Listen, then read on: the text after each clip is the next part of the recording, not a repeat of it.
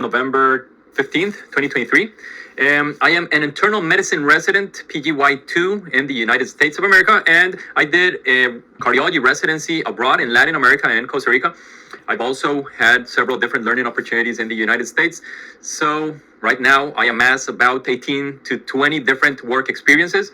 I'm counting all of them, right? So that's why it's 20. I'm counting the time I applied to work in a Apple store, and I actually was there for some days, and I wanted to become an Apple genius, so that was something there. While I was already a doctor, but I was trying to have some money to apply to the States. I also am taking into account the time I worked in a Walgreens specialty pharmacy in the United States, also taking into account the time I worked as a doctor for Hotel Westin in Costa Rica, etc. Oh, also taking into account the time I was the doctor for an official Latin American karate tournament. So yeah, in total, 20 experiences. Some of them were some days worth, but well, in general, a lot of experiences.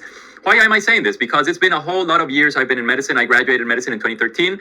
I know I don't look as old as I actually am. So that might be a little misconceiving, right?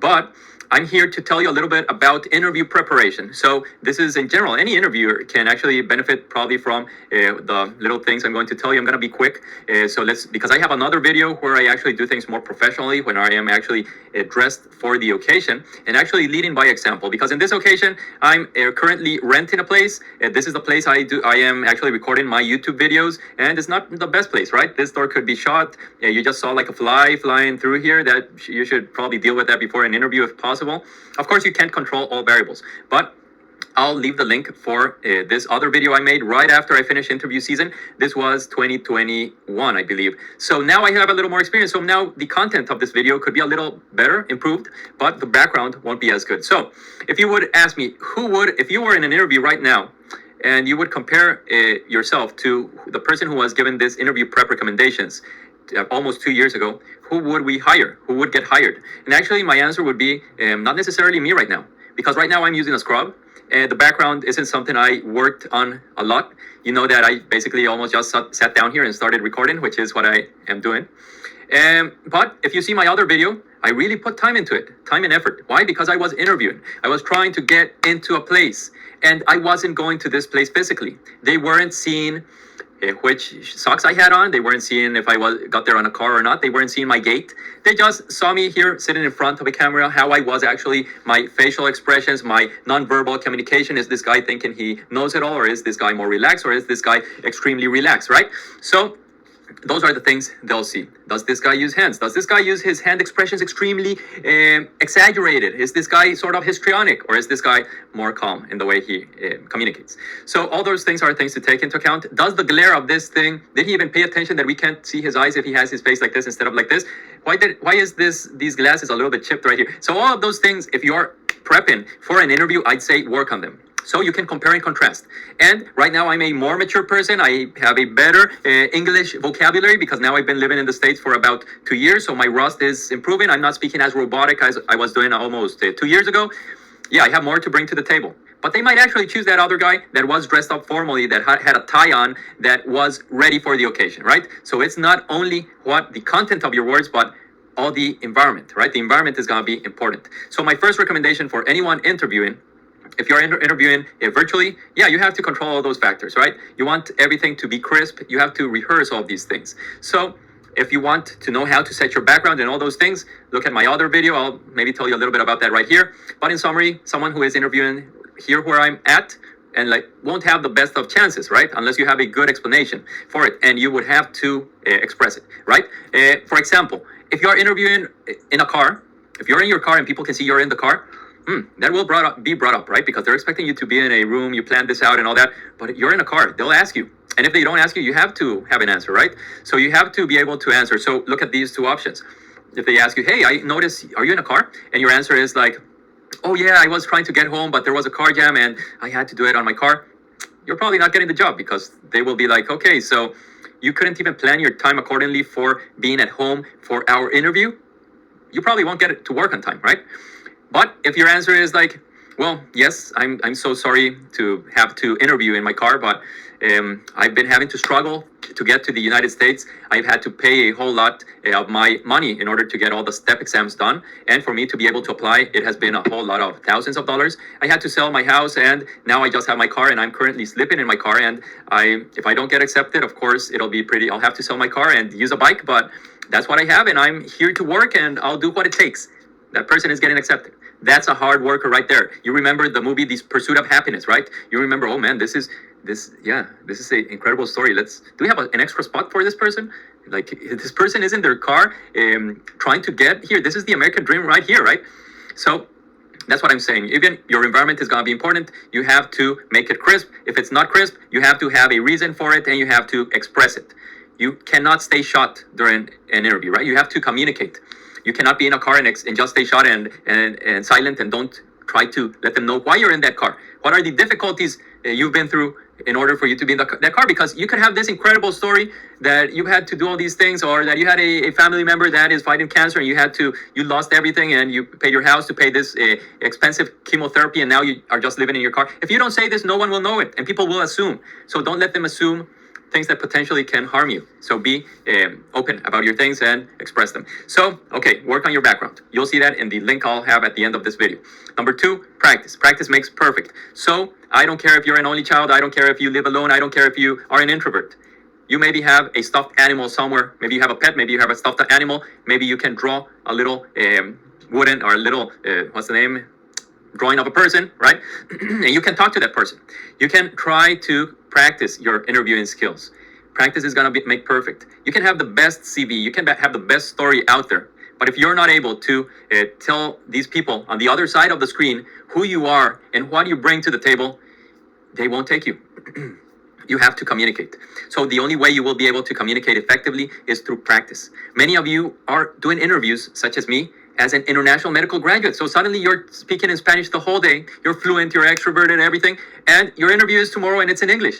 And you haven't practiced your words. And when you're there, you can be the most extrovert person. But if you're talking in a foreign language that you're like, and your lexicon reduces to 1/8 what you had, you're not going to be able to convey your message as well, right? So you can go through my previous videos. You can see that now I can navigate through those word searching, and in real time just blurt out words that sort of make sense. That's always important. And oftentimes it's not even what we're saying. It's just maintaining that tune, being constant, being consistent, and just continue talking. Just try to avoid any of these abnormal silences, right? Imagine how problematic abnormal like silence is, that if I'm talking to you right now and I just stay silent for a couple seconds like this, you'll just click out of this video. You won't see any more of it, and you'll feel uncomfortable. There's something that will make you feel like, yeah, that was uncomfortable even for me, right? So that's what we want to avoid. Try to practice your English. Now we already talked about the environment. We talked about practicing just talking. Just talk and talk and talk, and try to maintain a conversation. We are social beings living we're spiritual beings living a human experience? Yeah, but that doesn't reflect much on what we're talking. But basically what I'm trying to say is, yeah, we are social. We're very social. We have to learn how to socialize, and emotion is what's going to get you into a program. That's why you see a lot of people working in different places, and you're like, how did this person even get here? This person does not have the capabilities. Well, maybe this person is very good at conveying their message, at connecting with people, all those things. So make your game be a game, not just have your publications with you. No, your publications won't talk. You can have all the publications you want. They won't talk for you in most places. They want an actual human being. And that's the way you can see who did Steve Jobs actually bring on board in his company. He didn't bring someone who just had papers and titles and all that. He wanted someone who was there and ready to work and do the extra mile, right? Go see what Elon Musk does. It's similar. He wants the hard worker. He wants the person who doesn't give up. He wants the person who is gonna fight for whatever cause they believe is worthy, right? Okay, so practice, environment, practice constantly, control all the variables. So think about it, write down which variables are important in an interview. And as you practice, you'll notice this is important, this isn't as important, and you'll start looking at things, and then you can even tell your family, hey, look at this, I pre-recorded an interview here. So that's when you also have to use all the tools you can. So if you're doing medicine, or basically you're doing anything, I would recommend Match a Resident, which is a pretty good page. I used Match a Resident for interview preparation. They have their artificial intelligence thing going on there, which gives you some sort of feedback on your fluency. It tells you also some things you could work on. It has like a camera. It shows you someone, an interviewer right there asking you questions. You can choose if you want to receive a specific question. You can choose that. You have a timer, or you can actually choose random question mode, which is what I would recommend you. You have to get in the uncomfortable area for you to grow and succeed. So I would recommend you go all in, just get those random questions and just go from there and learn how difficult it might be to just sit down and you're there waiting for a question. It's a question you don't know what it is. And they can ask you almost anything, but they'll always ask you the same 10 questions 95% of the time. Maybe 5% of the time you'll get that question that is, if you were a kitchen appliance, what would you be? So it's not something I have prepared right now, but let's say I get that question. So what would I answer? Well, I'd answer, I would probably be a blender because I believe that I am able to combine everyone in the team to work as one. That's it. That's your answer. Nice. It doesn't, what does a blender have to do with teamwork? Probably nothing. It's actually crushing everything and it's dissolving everything. So you can see it the other way around, but you have to just play with the words, as I mentioned before, and just get at it. If they ask you these weird questions, and your answer is like, oh, I wasn't prepared for this question. Can you ask me something else? You're going to do bad. That's not look good on you. Just answer it. Be yourself. This is the other point. Be yourself. You have to just talk to these people as if they're a friend.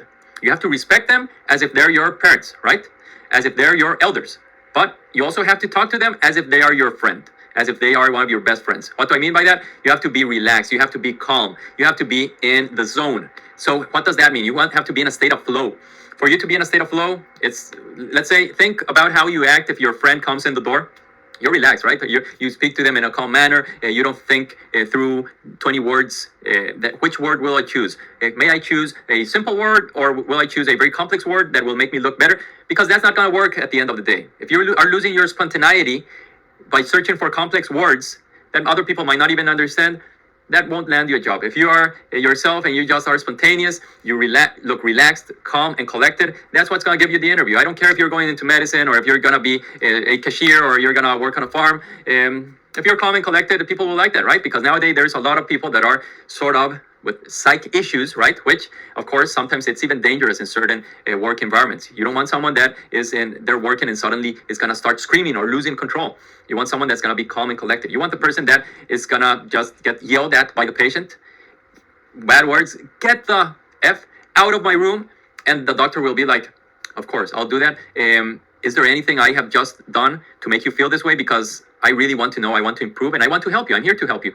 So that's the person they want. They don't want the person that if they get yelled at will yell back at the patient, and suddenly the program director or the boss is getting called because their employee got into a fist fight over nothing, right?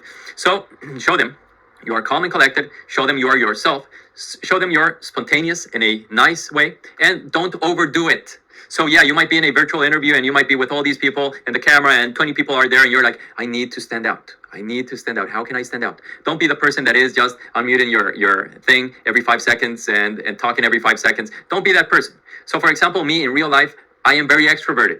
And I oftentimes believe that I have something to say and I like participating a lot. But for interview season, I said you have to inhibit that a little because you don't want to be participating a lot right here in interview season. You don't want to be annoying. So yeah, after I got accepted into my program, yeah, I keep on participating and all that because that's just me. Because I believe that that's the way we grow, through participation. Most people aren't participating. Most people don't even want to participate at all. Where I am currently working, most people just want the lecture to finish, applause, leave, that's it. I don't care. But I'm there taking notes. I want to participate. And could this be like this? Could this be like that? And that's the way my brain is learning. I'm maintaining my childhood mindset or mind, which is asking everything. Why is this? Why is that? Why is this? And that's how you start to make a solid base in knowledge base, right? So I'm working on that. So of course, during interview season, you have to not to overdo it. So I was like, I have to be respectful. I also have to respect the opportunity these people are having, and I have to let them speak out. I can't just try to steal the show for myself. I have to be myself, spontaneous and all that, but I have to know how to regulate it. I have to know how to balance things. So yeah, I think I did a pretty good job. And I was able in every interview to say one or two things here and there. Yeah, they noticed me. Instead of just going silent the whole interview, I saw a whole lot of people. In every single interview I was in, there was someone who just was there and never said anything. Never said anything. And that they can see you through the screen. But if you don't say anything, if you don't participate, that's going to look bad on you. So even if you're an introvert, I would recommend you try sharing, try saying something. If you feel it, just say it. If you don't feel it, I won't tell you to just turn on the microphone and say something, because it might be in a moment that people notice. People notice, is this person just trying to say something just so we know he's here, or was it something spontaneous, right? That's what usually happens. So just try to be spontaneous in yourself. And answer honestly. Be honest. That's the other thing. Be honest. You don't want to go to a program where you cannot be yourself. So be honest. Honest is a incredible trait.